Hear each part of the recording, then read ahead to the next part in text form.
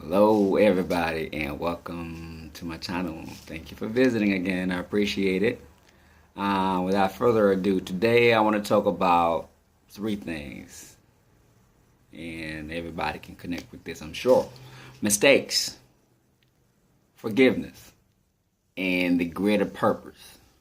Now, this this recording today is based on some observations I've been making about people as I'm moving around, as I'm talking to people. What makes people, I suppose, what I think, what makes people.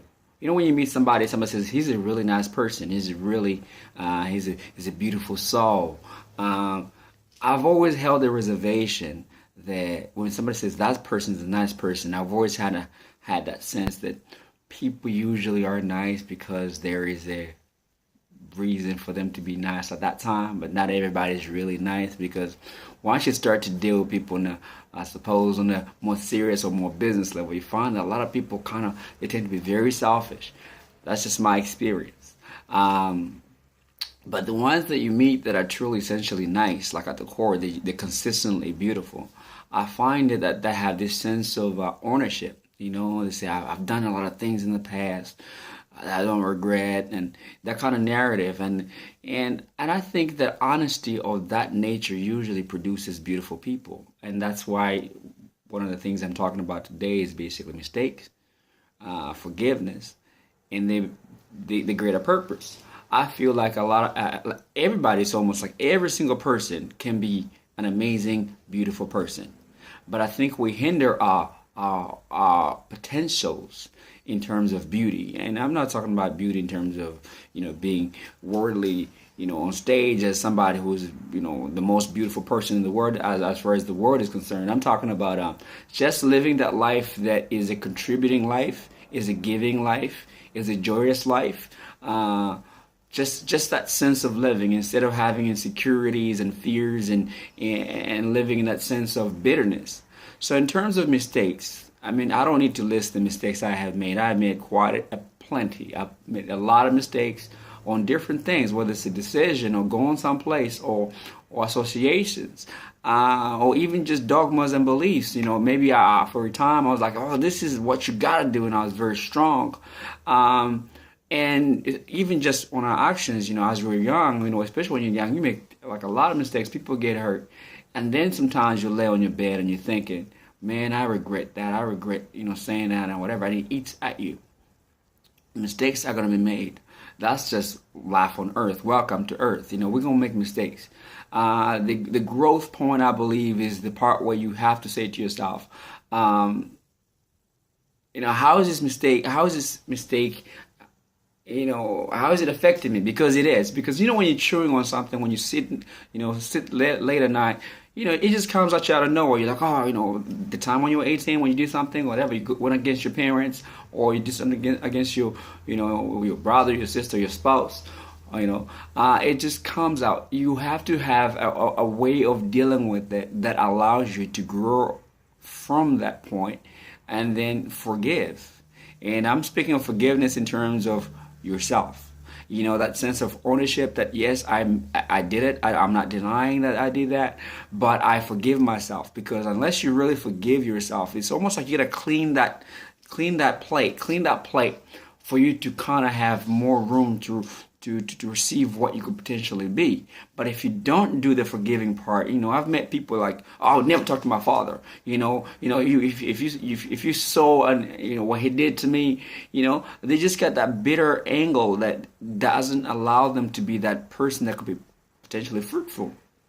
So I say that the mistakes that we make really are not okay, but they have to be owned, and then you got to forgive yourself. You have to forgive yourself for you to have that sense of full life in terms of just enjoying life.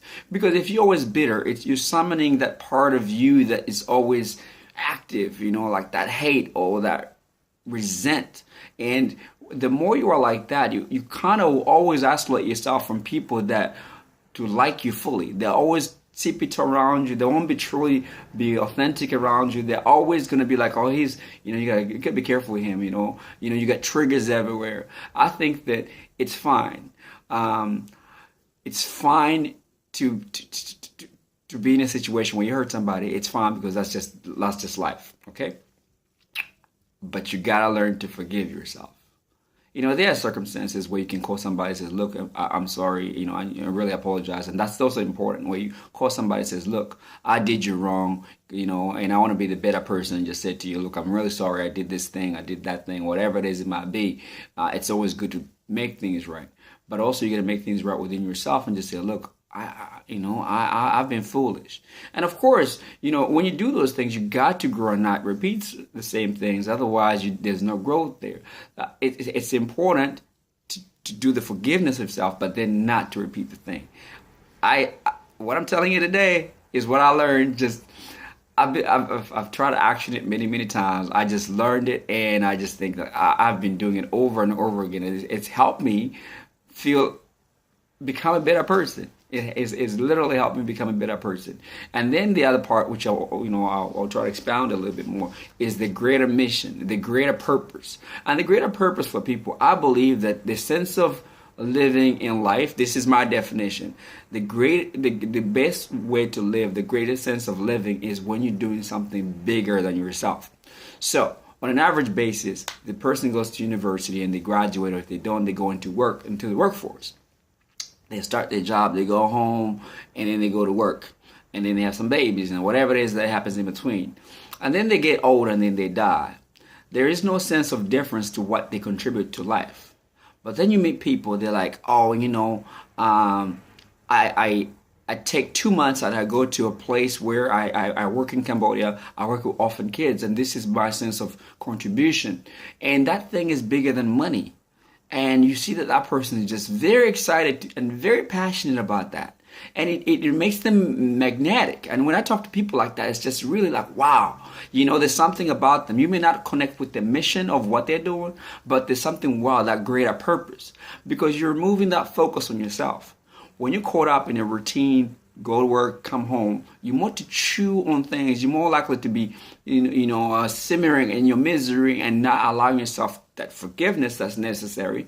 But when you focus now on a bigger mission, which is what's my life all about, at least try and find out what it is and try different things, then you become less focused on yourself. And to me, that's the definition of living. Everything else is usually existent. Even if you're in business, if you get your business, you're just busy paying bills, you're busy running around and looking really busy looking busy. Sometimes some people, that's all they're doing. But when you raise it up and say, "Look, I'm going to give a portion of my life to this cause." It could be helping people in the hospitals. It's always something to do with contribution to humanity, a fellow, whatever it is, whether it's an orphanage. That then takes the focus off you, and you become more grateful, more wholesome, and more pleasant to be around. Now, I want to hear some other ideas based on what I'm talking about today from everybody else, because I think that this is such a huge subject in terms of healing, forgiveness, in terms of mistakes. We don't need to confess the mistakes, but I want to hear some views on this, because like I said, I always say I want to get the conversation started. But the latter part, I think, is so important. I think that everybody can do amazing things. You don't have to be giving out big money. You can just be like, okay, identify where something is lacking, and you feel that position. You physically turn up and do that. I think that's just the most beautiful. And when I speak to people like that who are doing it sincerely, not just giving money to an organization, I find that they're just beautiful people. Once again, comment whatever it is, and let's hear your thoughts on this one. Okay, thank you.